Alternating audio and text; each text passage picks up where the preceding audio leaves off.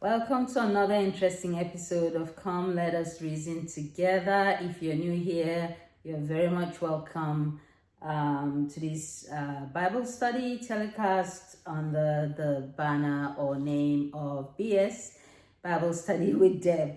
So you're welcome. Now I'll dive straight into the Bible, okay? We know we've heard of the fallen angels, we've heard of, the children of the fallen angels when they, did stuff with humans like women, so mortals. They produced giants, otherwise called the Nephilim. I'm just going to assume that you know some of these things, so I'm not going to go into any fine prints. I know that, a lot of people talk about, some prophets, characters in the Bible that never tasted death, and there's been a debate back and forth, and people saying, oh, they died, they didn't. Classic example, Elijah was taken up by chariots of horse and fire, and we know that nobody saw Moses die, but God said he was going to die, so we'll have to take God at his own words. Okay, he died on the mountain of God, on Mount Sinai. Other people call him Mount Horeb. So he died there. Okay, the other interesting character, at least Moses, we have a whole thesis, like he practically was the main actor of the later parts of Genesis, Exodus, and so on and so forth. Leviticus, Numbers, Deuteronomy, and all these things, even just before the book of Judges. So that was Moses. And we know Elijah, of course, he's had his issues with Jezebel and her husband Ahaz, and then the prophets of Baal and Asherah, I'm sure, and how he called down fire from heaven after they watered the wood that was put there for sacrifice. And did Jezebel hate him? She hated him. She hated his guts, and he knew it. He was a wise man, okay? He didn't just stand there and say, yeah, my God will protect me. He took to his heels. He ran to some whoop-whoop place, by a cave where the Lord fed him from a brook and a raven brought him food. Okay, that's not the point of the story. Today we are focusing on Enoch, okay? Because, that debate, I remember listening to Dr. Abel Damina the other day, and he said, Enoch died. Oh, my heart. The internet just went into a meltdown. People just carried on. He's a heretic, and so on and so forth. At the risk of sounding condescending, I will actually suggest people listen to Dr. Abel Damina, because most of the things he says, they sound so offhanded, so, how will I say, heretical. Let's even use the words.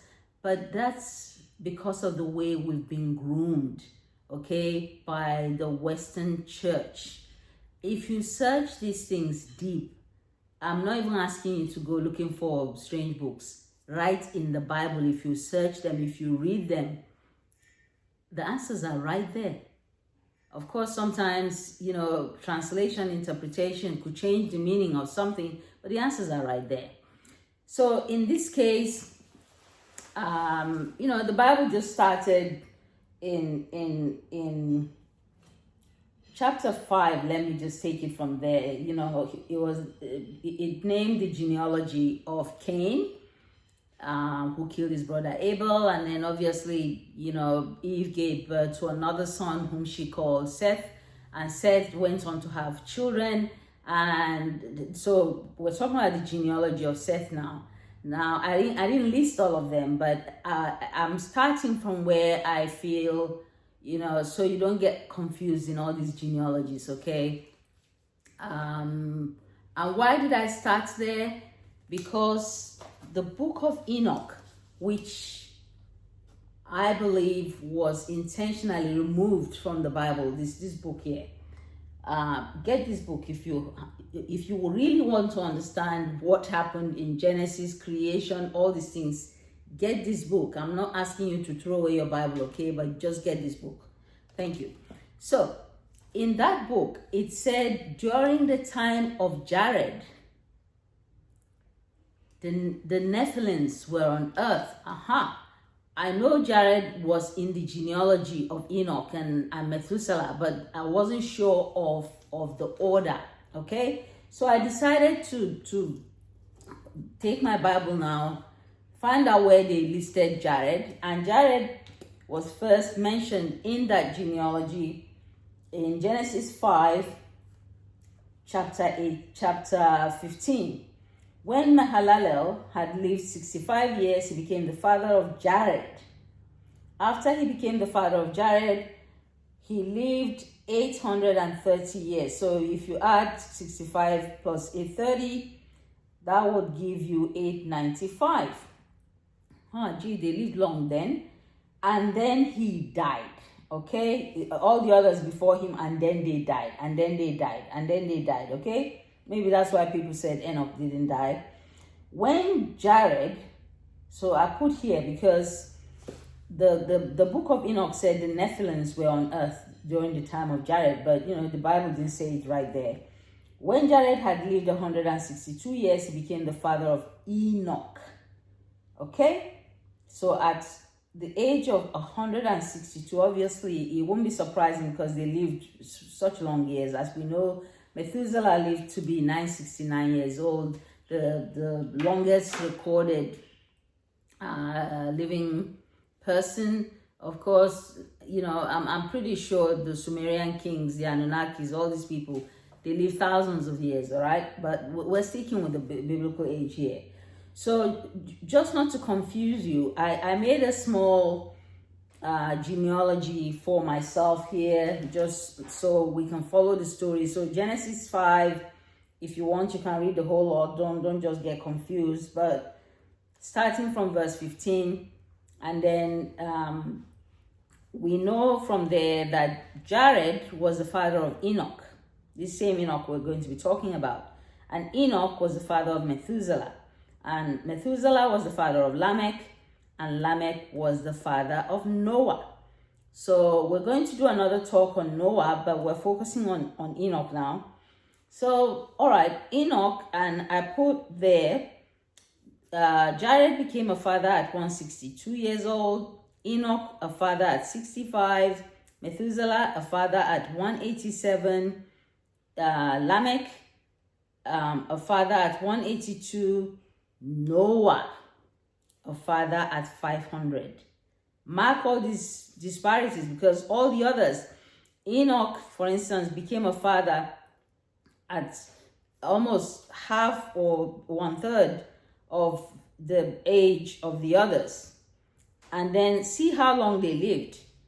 Jared, 960. Enoch, well, up to that point when he disappeared, it was 365. You see how shortened it was? Methuselah, 969. Lamech, 777. Okay, some people say 777 is actually the number of God. We know that the devil has his own 666. So people, ascribe 777 to God for some reason, whether it's the 7 golden lampstands, the 7 angels in the book of Ezekiel, the 7 6 plus 1 that were appointed to go about and wrought destruction on earth. All right, we're not talking about the book of Ezekiel. So just to give you a context, okay? So it said Enoch walked faithfully with God 300 years and had other sons and daughters. Okay? Altogether, Enoch, so he had other sons and daughters, okay? And I believe all these other ones too had sons and daughters. One thing with biblical genealogy is that they hardly mention the women, okay? Unless if they did something significant, okay? Like Deborah, like Esther, and so on. Then they get a mention. Otherwise, when they talk about genealogy, they just go on. How many of you know that Jacob had I think it was 66 or 69 children altogether. I'm sure a lot of you are not aware. I did a tape where I gave, how we came to that conclusion right in the Bible. But when you ask the children of Jacob, most people would just think of the 12, okay? Obviously, plus the 2 that he inherited from Joseph. But he had, close to 70 children from his descendants alone, not including the children of his children, just that he sired, he fathered. All right, so we're talking about Enoch, and sorry, ladies and gentlemen, we'll try and keep it there, okay? So, and verse 28, when Lamech had lived 182 years, he had a son. He named him Noah and said, he will comfort us in the labor and painful toil of our hands, caused by the ground the Lord has cursed. Now, after Noah was born, verse 30, Lamech lived for 595 years. Now, if you put that together, 182, 595, it gives you 777, God's number. So, does Lamech have anything to do with God? Is he God incarnate? Is he something? We don't know. It's a mystery. We're finding out. Okay. After Noah was 500 years old, he became the father of Shem, Ham, and Japheth. Not in that order actually. He was Shem, Japheth, Ham was the youngest. I know most often people put it Shem, Ham, and Japheth. People just assume Ham is the middle child. He's actually the youngest. Again, it's somewhere in the Bible, okay? I saw it by chance. It's just after all this now, the Bible is acknowledging that when human beings began to increase in number on earth, this is chapter 6, daughters were born to them, the sons of God. They were meant to be watchers. Again, if you've been following me, you know who watchers are. When God created the earth, he divvied up the whole earth, territory by territory, and put angels to watch over them, okay? And some angels rebelled and they were cast out. So, a third, actually, they were cast out. So, but because they were cast out, they were cast down to the lower realms. The good ones still remained, manning over those places, which we spoke about it in the book of Daniel, where Gabriel brought the message and he said, Archangel Michael, who is the guardian angel, he is the ruler angel of the Israelites, wherever they are. So when they were in Israel, he was their ruler angel. When they were in captivity in Babylon, he was their ruler angel, okay? So the devils or the fallen angels were also given territory. God was going to use them to test his creation. So ladies and gentlemen, countries have angels guarding over them, or princes. And then same countries have evil forces, fallen angels, okay, fallen watchers guarding over them. And that's where that word, we battle not against flesh and blood, that you can see, but against principalities and powers, okay, against spiritual forces in high places that you can't see. But every step of ours, whatever actions we do, we take, is being contested, is being fought fiercely, okay, in that upper realm. So just make a note of that. So the sons of God, they were sons of God at that point before they fell. So they saw that the daughters of humans were good, and they married them, and then they produced the giants, the Nephilims. Okay, I went on with this story. Why? Because the Lord became angry, And he said, my spirit will not contend with humans forever, for they are mortal. Okay? They are mortal. Their days will be 120 years, right there. That is death, okay? Previously, we saw that they were living 800 and something years. Methuselah was 969. Somebody else, Lamech, was 777. Now God said, no more, pegged 120 years, end of story, because of all that. So the Nephilims were on the earth in those days. You hear that?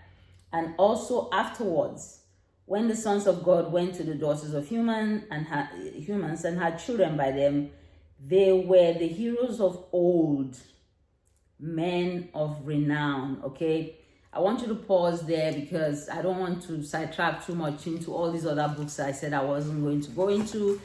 If you read the book about the Anunnakis, you hear of Enlil, Enki, Inanna, all these, kind of people. And then it came down to the, Greek mythology, Apollos, all these people, and even the Roman gods, okay, Romulus and Rome and so on. People believe that they are the men of renown, okay, and that there's some spiritual essence in them, that they've got the essence of the Nephilim in them, because when we begin to read, we'll see how Noah connects with his father Enoch. But I want to keep this story where it is because I believe that Enoch died, okay? Long story short. Because if I just keep going on all this, because there was the flood, and so on, and the punishment will come to the flood. But if you pardon me, I will take this book of Enoch right now, and we'll just go back to the birth. We'll go back to the birth of Noah, because don't forget, his father said, when Lamech had lived so and so, he named his wife had a son. He named him Noah and said he will comfort us in the labor and painful toil of our hands caused by the ground the Lord has cursed. Okay, so it kind of just stopped there, and then it kind of just started talking about Noah, and it didn't make sense. It's like Noah just came out of nowhere and he was righteous. But if you look at the book of Enoch, page 100, chapter 106. Now you got to read not the whole book. Don't read the whole book. Regarding this story, just stick with chapter 106. And after some days, my son Methuselah took a wife for his son Lamech, and she became pregnant, bore him a son, and his body was white as snow and red as the blooming of a rose, and the hair of his head and his long locks were white as wool. So he had something like dreadlocks when he was born. What? And his eyes were beautiful. And when he opened his eyes, he lit up the whole house like the sun, and the whole house was very bright. That sounds heavenly to me. That sounds angelic. That sounds like something from another realm. Okay, even Jesus didn't come out that way. And thereupon he arose in the hands of the midwife. Can you imagine? The midwife that went to deliver him. He stepped off her hands, opened his mouth, ladies and gentlemen. This is Enoch. He was born with all these characteristics, eyes like sun, lit up the whole house, blah, blah, blah. And then he came down from the hands of the midwife, a baby. And then, I can't think of any other place, maybe when the donkey spoke, when Balaam was, trying to go on and curse the children of Israel. Anyway, so He arose, opened his mouth, and conversed with the Lord of righteousness. Who is the Lord of righteousness? So, for you to hold a conversation, it means, and the Lord of righteousness, it means you must have known that person from somewhere else. So, ladies and gentlemen, I believe that Noah was an other being, okay? He wasn't human. He wasn't an Anunnaki or anything like that. He wasn't a Nephilim, but he was from another realm. Just even the description of his birth, his eyes blazing, quite often when they're describing angels or God, it's with their eyes, shining like the sun. You couldn't look them in the face, like you wanted to fall down on your face and worship them and stuff like that. And his father Lamech was afraid. Of course, I'll be afraid. I'll run off. Thank you very much. Was afraid of him and fled and came to his father Methuselah. Okay? So, because don't forget, Methuselah is the father of Noah. And because they lived long, you can have many generations, or 4 or 5, whatever. So his father, Lamech, was afraid and he went to his own father. So Noah's grandfather, which is Methuselah, and said unto him, I have begotten a strange son, diverse from and unlike man, and resembling the sons of God in heaven. I didn't even see that part. You see, so he's an otherworld being. And his nature is different, and he's not like us. And his eyes are as the rays of the sun, and his countenance is glorious. Sounds like they're almost describing God or Jesus Christ or an angel at least. That's what that description is, because even in the Bible it says Noah was going to comfort his people from the curse that the Lord had placed in Eden. Remember that? And it seems to me that he's not sprung from me, but from the angels. You see that? From the angels. And I fear that in his days, a wonder may be wrought on earth. And now, my Father, I am here to petition thee and implore thee that thou mayest go to Enoch, our father, and learn from him the truth.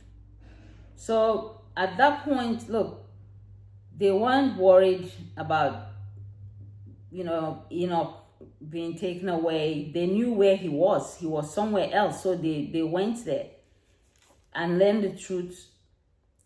For his dwelling place is amongst the angels. So Enoch was dwelling amongst the angels. And when Methuselah heard the words of his son, he came to me. Well, you don't just go to someone if they are, up there. I suppose you could use a seer to call up their spirit, but it doesn't say that the seer will take you to them. Usually, the seer will call up the spirit. I remember, when King Saul did a similar thing, went to the seer, deceived her, and so on. And then, she called Samuel. And that was when she realized that she's been tricked. And the news was not good, of course. The kingdom was going to be taken away. Anyway, it was already taken away because David was already anointed. So anyway, and they came to me. This is Enoch talking, to the ends of the earth. So he was still on earth, ladies and gentlemen, just at the end of it, someplace. For he had heard that I was there. And he cried aloud, and I heard his voice. And I came to him, and I said unto him, Behold, I'm here, I, my son. Wherefore hast thou come to me? And he answered and said, Because of a great cause of anxiety have I come to thee, and because of a disturbing vision have I approached. And now, my father, hear me. Unto Lamech, my son, there had been born a son, the like of whom there is none, and his nature is not like man's nature. He said it earlier. And the color of his body is whiter than snow, and redder than the bloom of a rose. And the hair in his head is whiter than white wool. And his eyes are like the rays of the sun. No human being looks like that. Okay? No human being has skin that is white, with white hair from birth, and jumps off from the midwife and starts talking. And his eyes are described as they are like the rays of the sun. No human being, ladies and gentlemen. This Enoch is not of this world. Perhaps, is that why the gods spared him? Is that why the gods chose him? Is that why they gave him the dimension, or he already knew it, but they reinforced it by giving him the dimension of the ark, knowing fully well the amount of rain that's going to fall and the amount of water that the deep is going to give up. So they've done the calculation, everything, and decided if you build it according to this dimension, it's not going to sink, it's not going to crack. Whatever it hits, it will keep bobbing and going, and hence he built that ark. So anyway, the whole aim of this is just to let you know that Enoch did not die. He was somewhere at the end of the world someplace, and they knew where to find him. They didn't start asking, they didn't go to some priest and say, oh, please help us call the spirit of our father, help us do blah, blah, blah. No. They didn't do any of that. They knew where he was and they went there. So, and he answered because of a great cause of anxiety. So he said, his eyes are like the rays of the sun, and he opened his eyes, and thereupon lit up or lighted up the whole house. And he arose in the hand of, he repeated it, and opened his mouth and blessed the Lord of heaven. He blessed the Lord of heaven. And his father Lamech became afraid and fled to me. So now this is Methuselah talking, okay? Because, he is the father of Lamech, and Enoch was Methuselah was the father of Methuselah was the father of Noah, okay? And Lamech was the father of Methuselah, and Enoch was the father of Lamech. So he fled to him and did not believe that he was sprung from him. See that? Nobody, even I wouldn't believe it.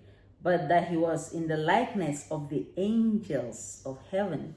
And behold, I have come to thee, that thou mayest make known to me the truth. So it sounds like Enoch was a kind of a prophet. Well, he was, even, because this whole book is about visions and prophecies and things to come that Enoch, was told by heaven, okay? Even he was like a go-between, a messenger between the angels, God, to the fallen angels. Even the fallen angels tried to plead their way back, ask for forgiveness. Now the Lord said, it's only man that's mortal, that's given a chance. You people had immortality, you had everything. That's it. One strike, you're out. No forgiveness. You are bound there until, such a time when, the key to the abyss will be given to Christ, who will then open it and release some of you. Okay. So, and I, Enoch, answered and said unto him, the Lord will do a new thing on the earth, and this I have already seen in a vision. and make known to thee. So he can't be in heaven where things are exposed to him and he's seeing them direct. He can't be having another vision. So obviously he was on earth somewhere, okay? He didn't die. These I've already seen in a vision, and make known to thee that in the generation of my father Jared, some of the angels of heaven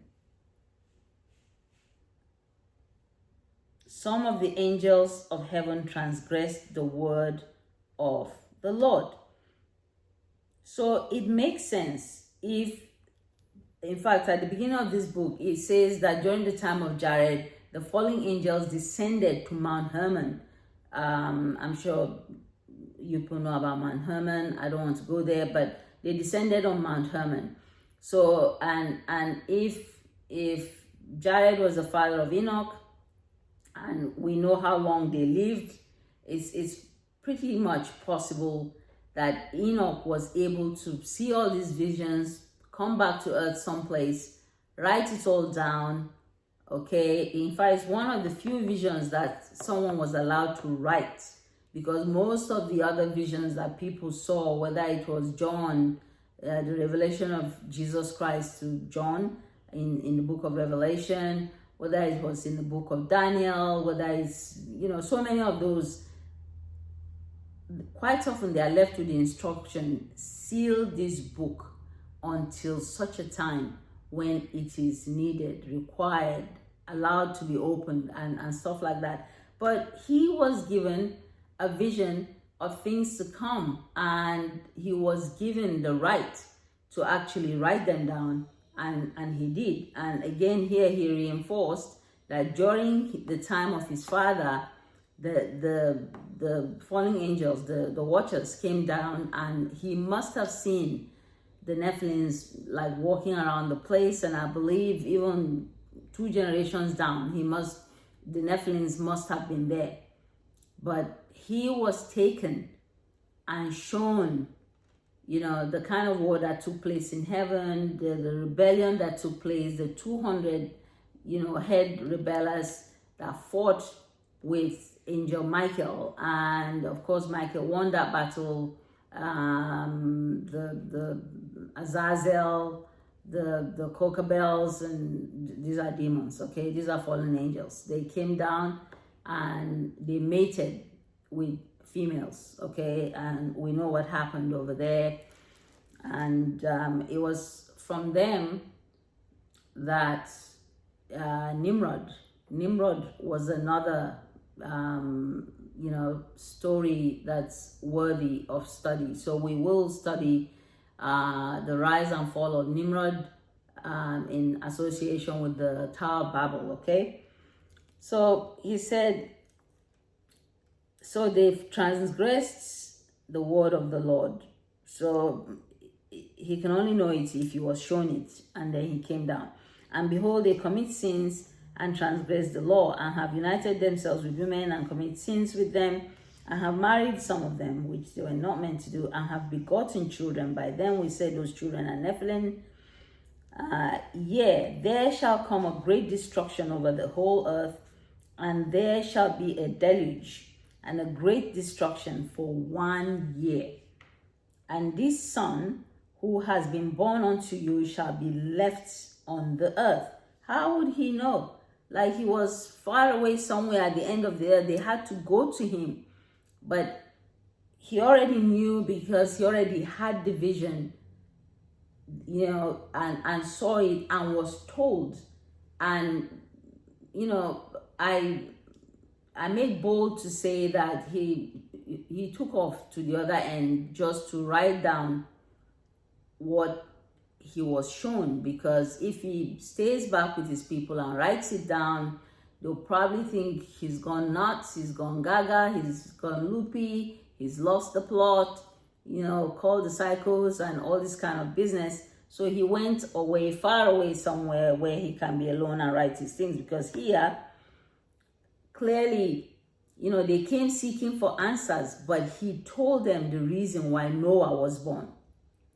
Okay, that a deluge is coming, and the whole earth is going to be wiped away. And this son that was communing with God, that was praising the Lord of heaven, that had features that were, very, very similar to, heavenly creatures, angels, sons of God, which is how the thing describes him, was sent specifically to be the start of a new lineage. Okay? He said, and this son who has been born unto you shall be left on earth, and his 3 children shall be saved with him, when all mankind that are on earth shall die. He and his sons shall be saved, and they shall produce on the earth giants, not according to the spirits, but according to the flesh. Okay? So now this is not a mixed race type of giants. And I make it to say, maybe kings, these earthly kings and so on. And there shall be a great punishment on earth, and the earth shall be cleansed from all impurity. Now, make known to thy son Lamech that he who has been born is in truth his son.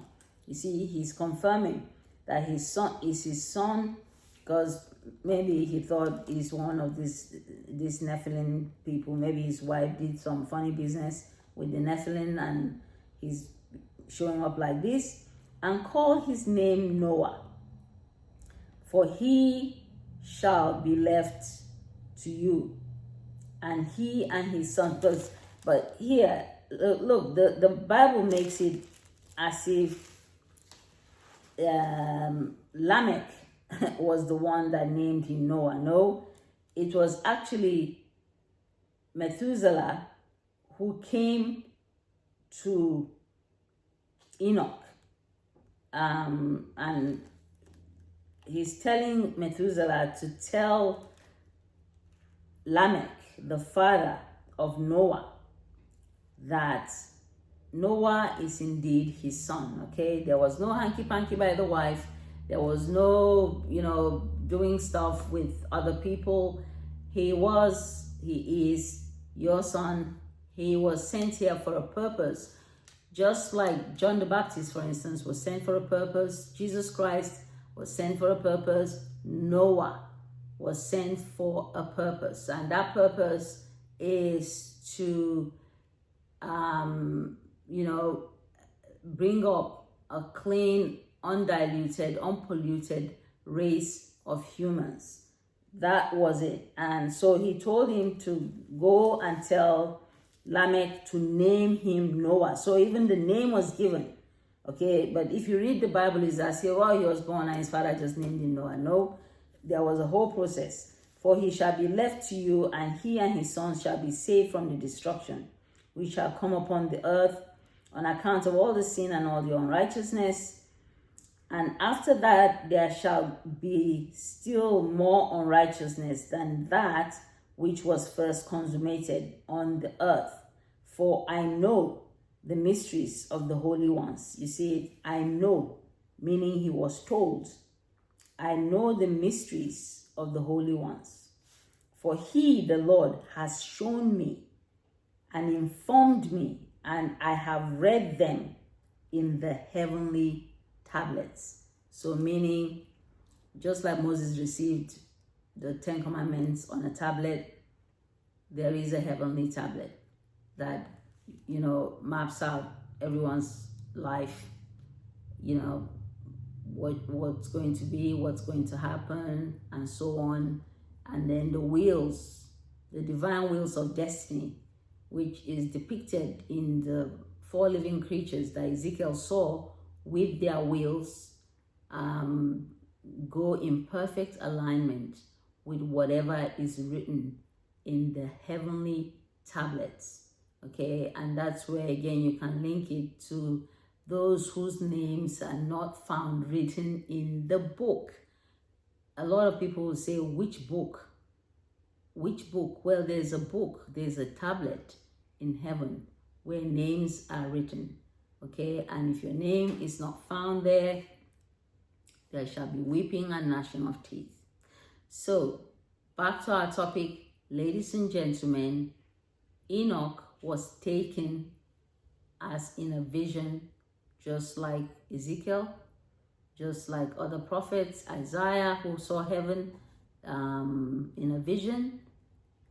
He was shown a lot of things, and I think it was just going to be too much for the people of the time. He had to go far away, okay, and write down what he saw. And I believe he saw the things he saw, and because they were not pleasant to the composers of the Bible, it got taken away.